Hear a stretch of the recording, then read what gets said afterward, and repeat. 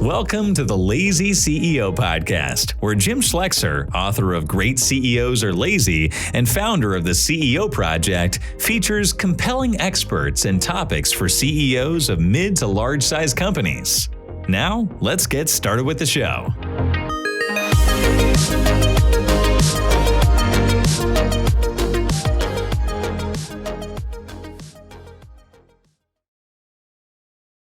Welcome, everybody, to another episode of the Lazy CEO Podcast. My name is Jim Schlexer.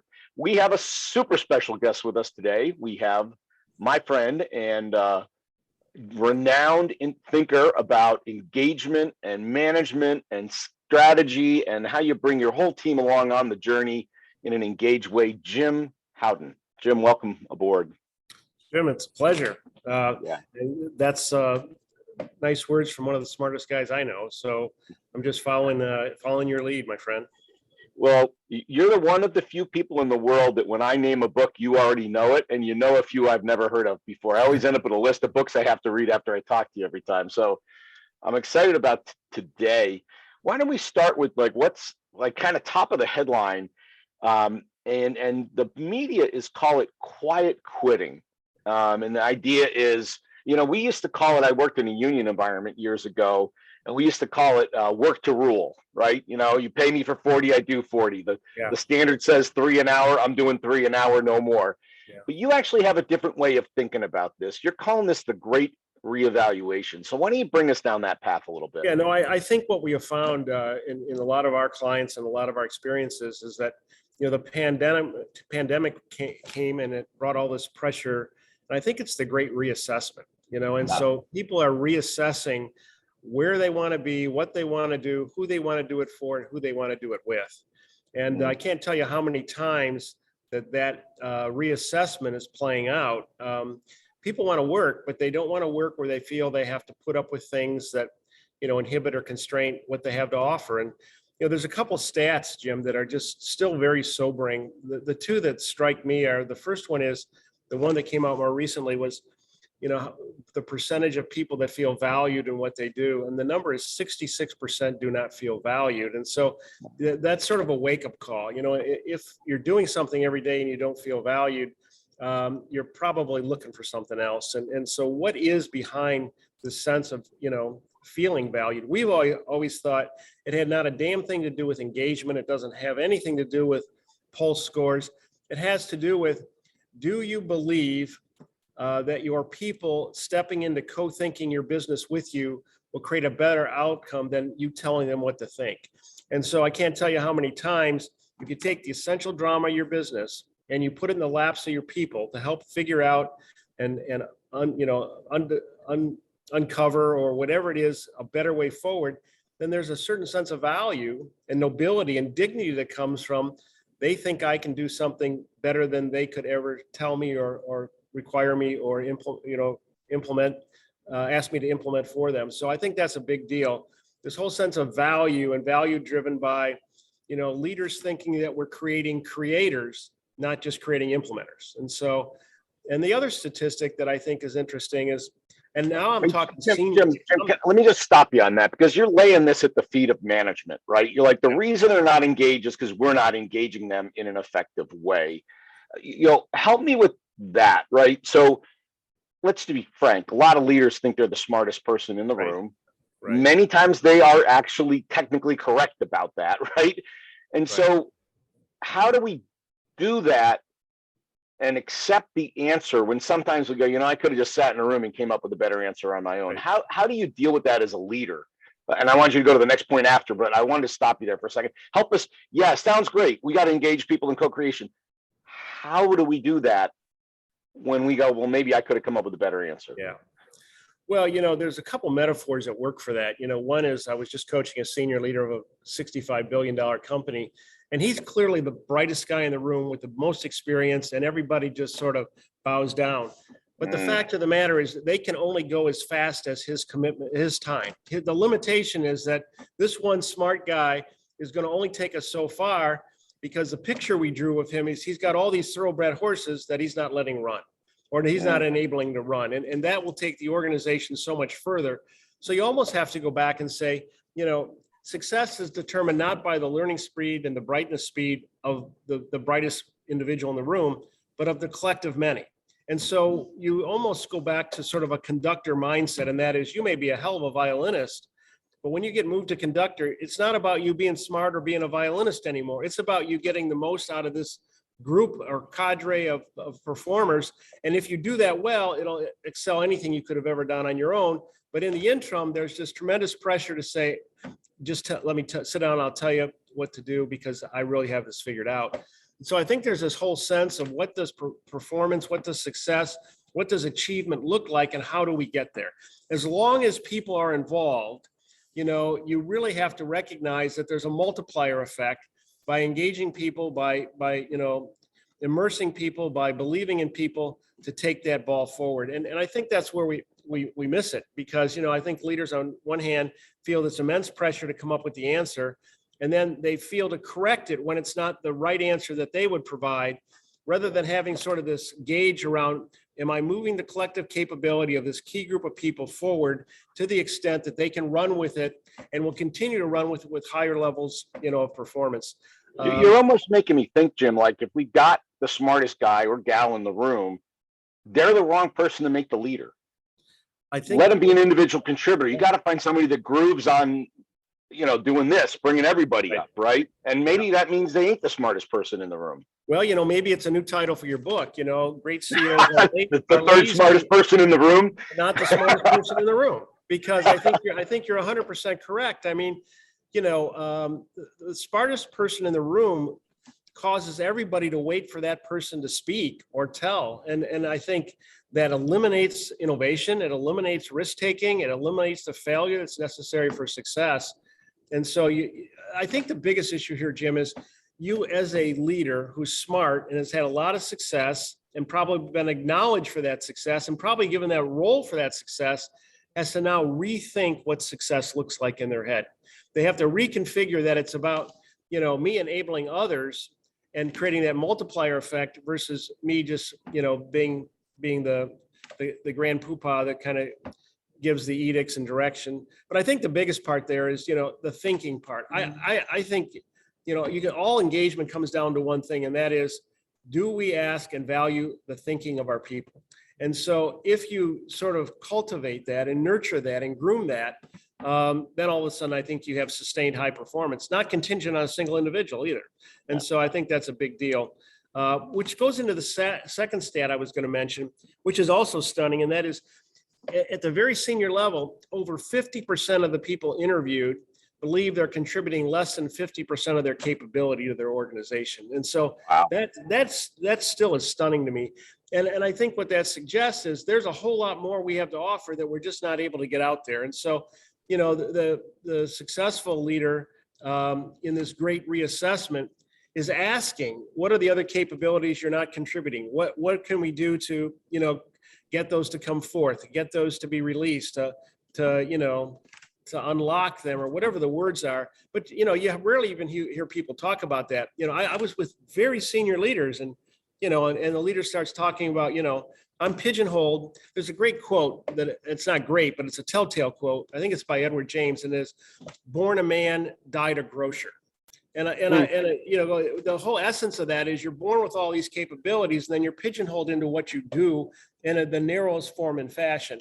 And I think that's where that other mistake is made, and that is, what are the capabilities that are, untouched, that if we really became more conscious about it and asked about it, we could just get a lot more from people, and people feel a lot more fulfilled from it. And I'm talking about the senior level of large companies. I'm not talking about just somebody that just started, and we don't really know them that well, and their true set of skills aren't commonly understood. It feels like the subtitle of our book, The Third Smartest Person in the Room, is How to Unleash the Hidden Capacity in Your Organization, right? Which is that 50% we're not getting at, right? We have a sign over across our office here. It says, Awaking the Sleeping Giant. Yeah, I mean, when you look at this full potential of people, and the organizations that are able to awake that sleeping giant, I think are the ones that win. And then the ones that are doing that are the ones where the reassessment is, I want to be here. not that I want to be somewhere else. And I think, Jim, the final piece on that whole conversation is, I can remember when Rupert Murdoch made a quote, and he said, and this is 10, 15 years ago, he goes, "I don't know anybody under 30 that reads a newspaper." And, that struck me back then because I hadn't thought of it. And I think I was probably still reading the newspaper, and then I started observing, and I saw, nobody reading a newspaper under 30, and obviously, and it disappeared. The new statement is, I don't know anybody under 30 that will work for an organization that doesn't have a strong purpose or a cause and has a new expectation for what the experience at work is going to look like. And what that means is that I am no longer going to be willing to compromise my experience at work and just invest in my personal experience. And so my expectations are the same things I have in my personal life for fulfillment, for achievement, for, enrichment, for joy, and even for love, I'm going to have at the workplace. And if I'm not getting that, screw it. I'm going to find a place where I can get that, because it's one life, it's a short life, and I want to live that life fully across the board. And the thing I often joke about, which I think is a good way to think about this, these people on their deathbed will say, "I wish I had another day at the office." And people won't laugh, right? Because people won't laugh because all of a sudden the day at the office is as meaningful and fulfilling and purposeful as the day at home. And that's the disconnect that I think the Great Reassessment is starting to bridge in a meaningful, powerful way. And it sounds like companies that are still got a 1950s command and control, shut up, do your job, and, punch the clock. They're dino burgers. I mean, they're done. It's just a matter of when the dinosaurs go into the ground for us. So give me an example of a company or two that have really got this right, that we can learn from what they're doing to do this really, really well. Yeah. Well, under new restrictions, I guess we're not allowed to name companies. Well, you could just say a big company or something. I'll do my best without naming it, but this is a large hotel franchise. And so, what they tried to do is they tried to say that we're going to look at a framework and a freedom. And so I think a lot of people struggle with control, as you said, because, let's just say they have a brand and they want that brand to be consistent across their 10,000 hotels. Mm-hmm. And so the way they do that is control, because variability is a bad thing, right?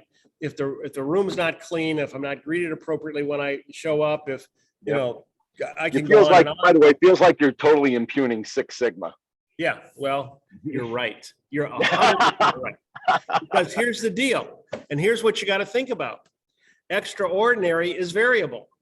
Yeah. It's not within the control, right? And if we want to create extraordinary experience for our people or experience for our guests and clients, then we have to encourage variability.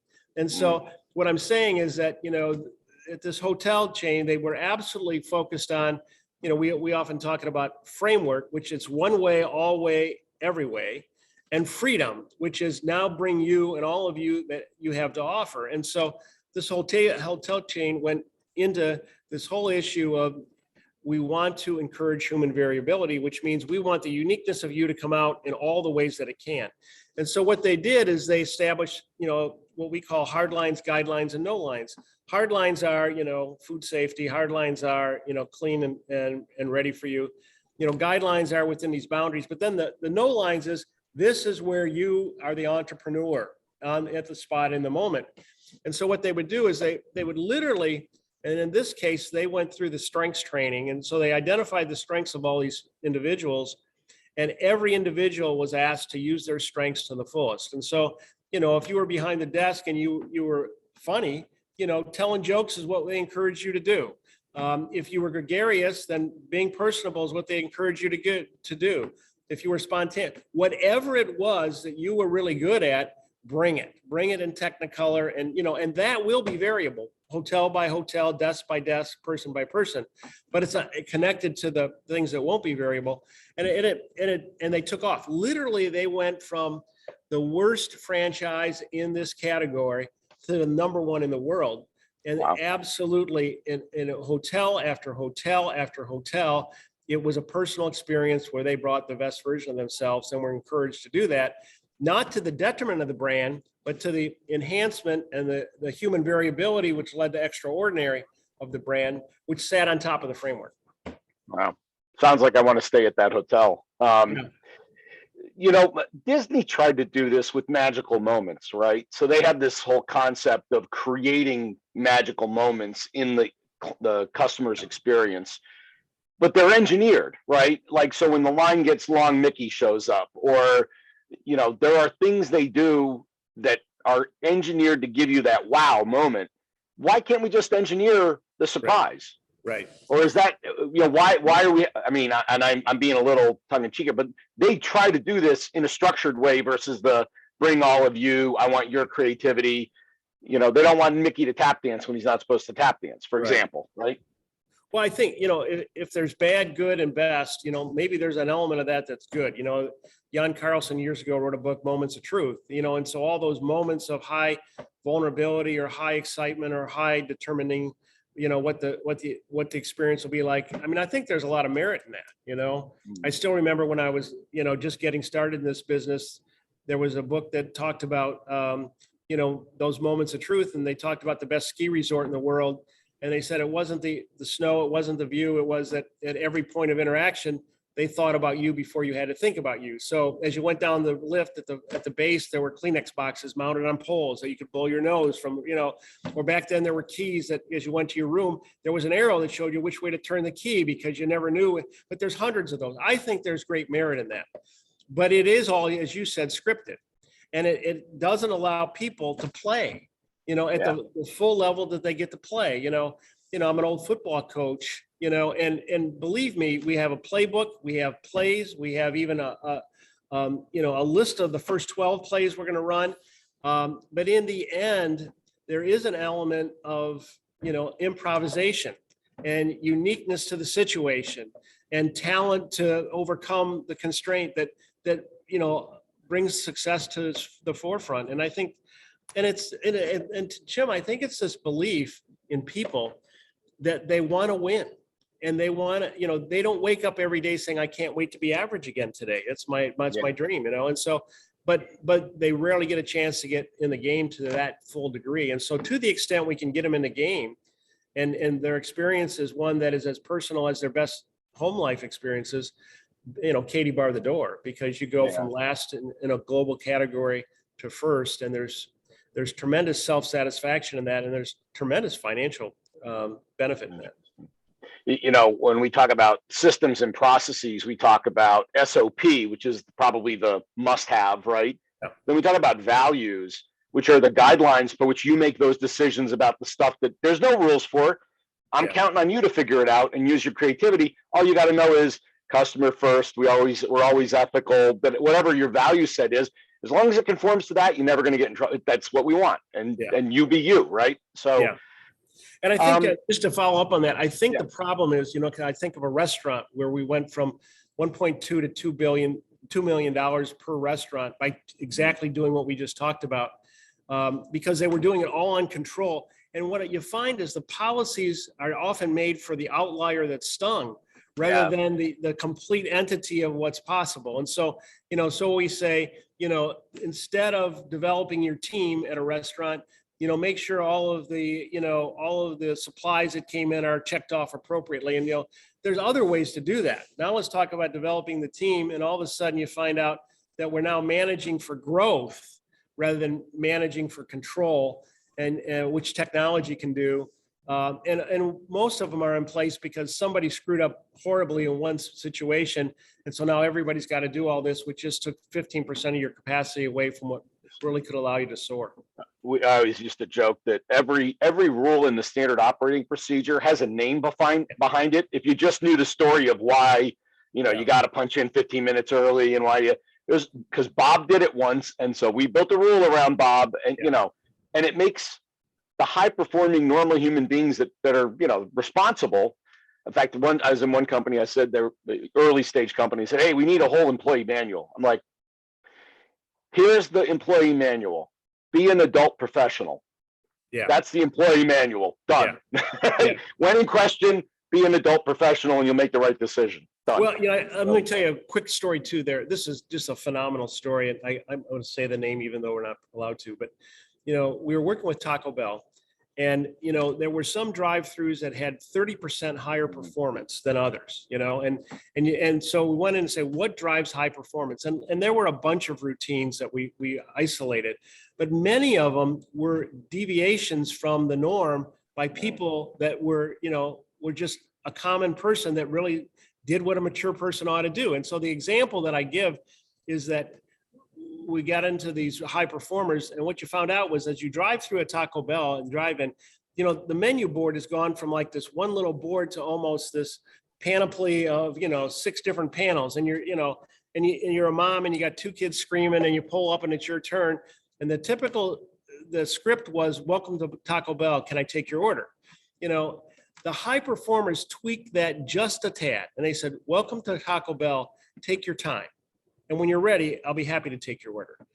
That plus about 10 other variations that the human being that, really knew what was going on empathetically said, let's not put that person on the hot seat that they got to answer, because they'll just scream, give me some food. I can't read all this in a second. The kids are screaming.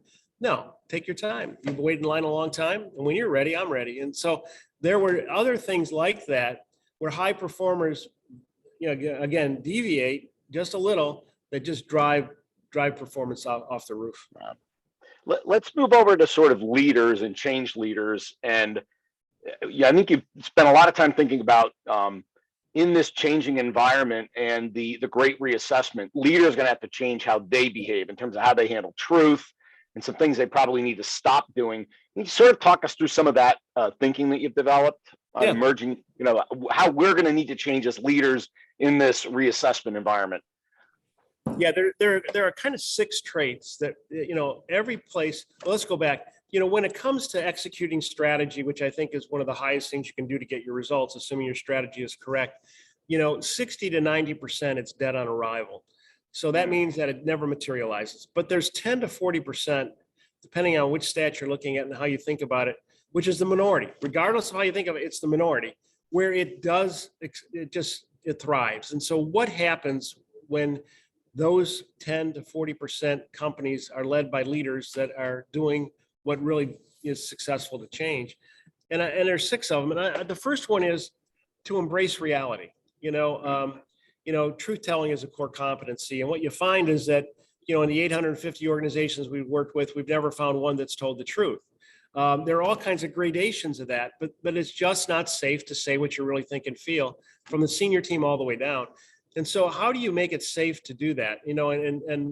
We found out years ago that one of the ways to do that, since Dilbert was sort of a catalyst for truth telling in so many companies, that we just Dilbertized the issues so that we made fun of them so people could actually talk about them and address them. And so, I think this whole concept of truth telling, and more importantly, public vulnerability by a leader is core to any kind of success going forward. If you're not telling each other the truth, you can't establish trust. And if you don't establish trust, you're going to go slower than hell anywhere you go. And so getting really good at truth telling and making it something. And I would tell you, a lot of organizations struggle with that. So you need pit props, right? So, one organization, they said, we really want to be truth tellers, but we got to make it safe. And so they used red card, yellow card from soccer, right?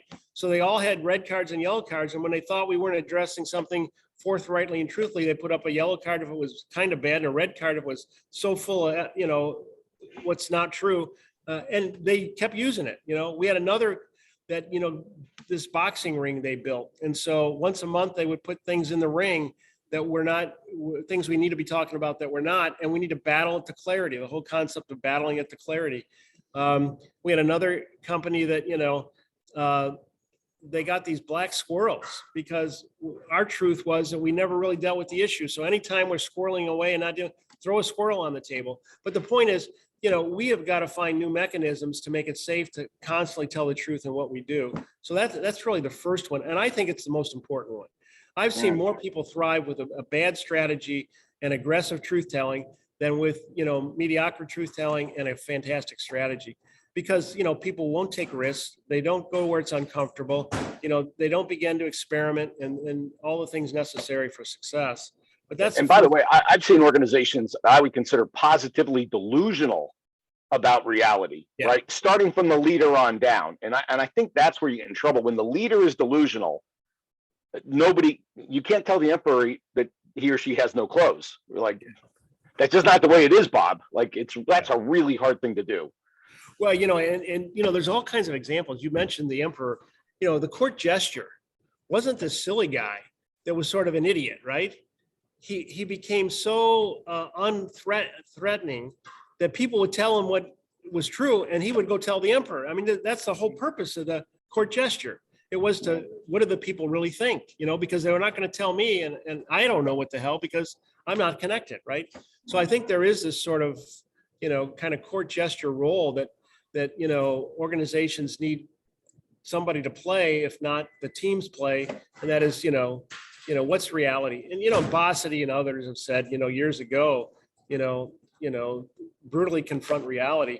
I think the way we look at it is, there's nothing brutal about it. It may be uncomfortable, but see reality as an ally. That if you really embrace it, it can just, you can blast off. And I can't tell you how many times, because everybody thinks it. There's a great line from Jay Leno, and he said, the beauty of great comedy is the comedian has the ability to convey to people he understands their predicament before they have to tell him. And we've all been through that, whether it was brushing your teeth or whether it was hair growing out of your ear or whatever, there's somebody telling a joke about it and that's true. I never talked to. That's what truth telling, when you begin to tell the truth, people say, oh my God, they get it. And I'm validated. And now I'm ready to rethink anything with you. And so comedy, humor, truth telling, there's all something packaged there that is magical when somebody's willing to go there. Cool. What else is on your list of things? Second one is, we call it common mental models. And what we find is that as you go forward, you really have, there's a difference between what you say and what we mean. And you really have to work hard at that. We pretend, we say the word bear, and then we go around a table and ask everybody what they think. And somebody says panda, and somebody says Chicago, and somebody says grizzly, and somebody says Stearns, and somebody says naked, and somebody says feet, and somebody says paint. And we say, let's go execute that sucker. I mean, there's such a variation between what people think and what they mean. We're working with a massive company, new global business model. We're visualizing it. The chairman and vice chairman are finalizing it, and the chairman can't wait to get it out there and is excited about it, because this is exactly what he's been trying to convey. And the vice chairman says, that's not what I thought we were doing. That's not what I've been doing. And you go, oh my God, how can at that level, hundreds of millions of dollars of consulting later, 6 to 8 months of continuous meetings, we still not have the same picture. And I think that's really important. You got to spend time on, do we have a common mental model that means the same thing to all of us? Because, at NASA, timeliness is important. And I'll tell you, when we worked with NASA, we didn't have a common mental model on timeliness, or at a hotel, customer guarantee. What does that mean? Or accountability is probably the classic one. What the hell does that mean? I mean, does it mean that we're punitive if you don't do what you say you're going to do when you said you did it? We're going to do it? Or does it mean that we create accountability in others and don't let them fail because, it's us, not just you? And so there's all kinds of stuff. I think the third one is own the whole before your piece. I can't tell you how important that one is. Let me just tag on shared mental models. I'm a big Senge guy, which Yeah. My answer, I like to draw it. Let's draw the picture of what we mean and then talk through it so that everybody has the same picture in their brain and the same meaning around the picture. Then we go execute, right? Yeah. If I say bear and then I draw a panda, we go, it's a panda bear. That's what we're talking about, right? You're exactly right. So, I didn't mean to interrupt you. I just want to tag on. So go on to the next one. We do that for a living, and you're exactly right. You're not drawing a picture, you're drawing out the attitudes, opinions, and beliefs of different people, merging it into a common picture that means the same thing to all of us. It's like a napkin sketch at a bar. We've all done that at some times. Here's trying to convey it, and then somebody asks a question, you revise it. Before long, you got a napkin that says same thing to both of us, but it was iterative. It was, conversational to get us there. The third one is own the whole before your piece. We jokingly say you can get 12 men and women all with IQs of 160, but when you put them together, it's a collective IQ of 22. And it's always the case every single time. And it's because people own their piece before the whole. So if you're going to drive meaningful change and lead it, you really have to own the whole before your piece. And that's, that means that you're going to have to sacrifice something that you probably got hired to do in your area of responsibility. But if you don't, it's going to be like the United Nations, where everybody represents an area, but nothing gets done. I mean, it's just like, so you really have to own the whole. The fourth one, Jim, is really By the way, we see that all the time in executive team meetings, right? Yeah. And this is the Patrick Lencioni, who's your team one, right? Yep, you're exactly right. They feel like they're representing engineering or representing marketing. No, Yeah, you're functionally an expert. But you're a general management team member. That's right. It's a very hard mental model for people to change sometimes, right? Yeah. We we did once where we had hats. We had hats that said E, which means you own the enterprise. Hats that was BU, you own the business unit, and hats that said FU, which were the function. Aside from everybody stealing the FU hats. Yeah, I was going to say, we had a run on the FU hats. nobody thought the E hat was one they should be wearing, right? It's just didn't make sense, right? So.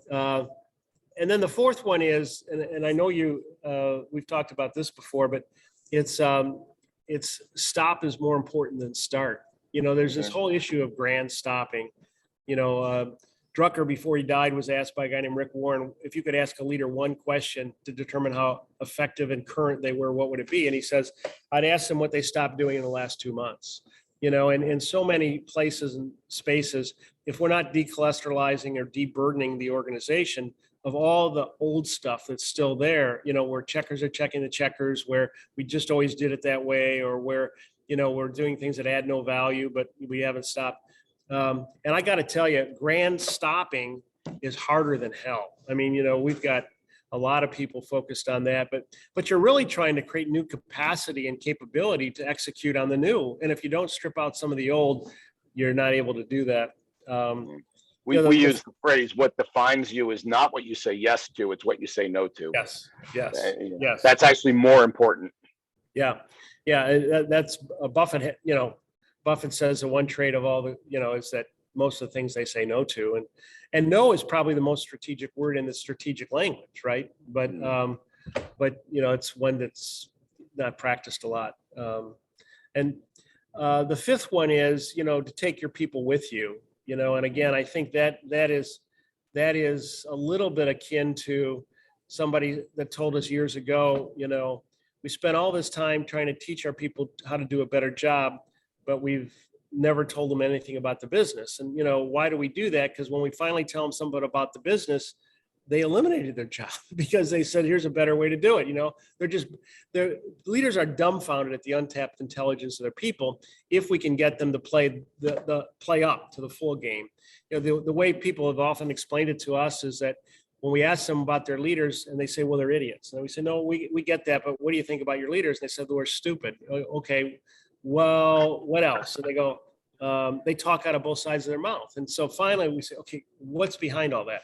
And they say, well, working around here is like working with a 1,000-piece jigsaw puzzle where one says cut costs and the other says delight customers. Another one says make no mistakes and the other says take risks. He goes, it's like this 1,000-piece jigsaw puzzle, and they never send the box top across so we can see how it all fits together. If they just sent the box top across, we'd know that there's rocks and water, that there's risk and there's no risk, and there's how it all fits together. So I think taking your people with you, not only requires you to explain the why, but it's the context of the box top. How does this all fit together so we can play versus we're in the dark as to what's going on? And the way it seems is that you change your mind every 3 seconds and they're in complete contradiction. So I think that's the fifth one. And the last one is, you just got to make it personal. Leaders believe that maybe it's intellectual for them and emotional and behavioral for everybody else. We did the strategy, now it's your turn. And that's just complete BS, because leaders are the pace car for that and their behaviors are essential. And if you're not feeling like a dumbass at times, you're just not doing it, because you're going to have to lead with some room to be a beginner again, to go to a place you've never gone. And so, and if you're willing to do that, make it personal and make it behavioral. then others will jump in a heartbeat. But if you're not, it doesn't work. So the 6 are, again, embrace reality, build common mental models, own the whole before your piece. Stop is more important than start. Grand stopping, take your people with you, but at the right level. And then the last one is make it personal. That's phenomenal, Jim. I'm sure everybody wrote all those down, and you have a chance to listen to it again on the podcast. But it's interesting when we interview CEOs that we might work with at the CEO Project. We use some of those questions. Give me an example of something you stopped in the last 3 months, right? Real litmus test one. And the other one is, what have you learned and applied in the last 3 to 6 months? And, when I get a CEO that goes, I'm 53, kind of at a place in my right? Old, right? I'm at a place in my life where I really do more teaching than learning. I'm all about teaching people. I'm not really looking to learn anything now. I'm like, so you're dead, right? I mean, at 53, you're dead. And it's just really depressing, but it's not somebody we want to work with, because it's all about learning, expanding, and being vulnerable to go to, I don't know this, and therefore I don't have mastery, and I'm gonna go figure it out. And I think that's where the fun stuff in life is, personally. But a lot of people, they stay here, they stay close, because they don't want to feel that way, Well, I think you're spot on that, both of those questions, and then your kind of comment. And but go back to anybody that's driven by a purpose is a pioneer on a journey, right? Mm-hmm. To find a better way, because the way that we do it now is, so if you're a pioneer and you're on a journey and you're passionate about living into this purpose, you are a voracious student. There's no other way to be, right? Lewis and Clark didn't get halfway there and say, we've seen all the rivers and plants. We now know what this North America looks like, and we're done. It's like every step was a new insight, and that insight converted into new knowledge, and new knowledge created new behaviors. And if you're not out there trying to find a better way, I'm not sure what you're doing, because that's what we should all be doing. Whatever service or whatever product or whatever we're providing, there has to be a better way, and we ought to be about finding that. And I got to tell you, some of the most fascinating client relationships that we've had weren't, here's what you can do for us, or write us a proposal. They said, we want to come and talk to you and take us to the room where you're thinking about what's next, or show us where you're looking around corners or anticipating, because we all need to go to this next place. And so those are the kinds of things that, they only exist with new learnings. They don't exist by, coloring something that's old and worked 20 years ago. So I think your points are just so well made. Well, Jim, you were an amazing guest, as I knew you would. Just knowledge bombs all over the place. And I think ending on the term, the category of finding the new way and learning what's next is really appropriate relative to what we do at the Lazy CEO podcast. So thanks for being a great guest. I'm going to tell you what, you may have earned an invitation back at some other time if you don't mind, but this was awesome. Thank you so much. Oh, it's my pleasure. Anytime. I really enjoyed it. And I think, you live it. So it's fun to just talk with you and know that every one of these things you're pushing to. Love it. Thank you. This podcast is brought to you by the CEO Project. At the CEO Project, we work with CEOs to help them grow their business. And our members represent billions of dollars of revenue and profit. And frankly, amongst all of us, we've probably made every mistake in the book, including some you haven't made yet. So if you want to learn from the experience of a bunch of really seasoned CEOs, we're a great place to hang out. In this podcast, what you're going to hear are some of those ideas, concepts, and things that are just going to help you on your journey. If you want to find out more, reach out to us at theceoproject.com, or you can contact me personally at jim@theceoproject.com. Happy listening.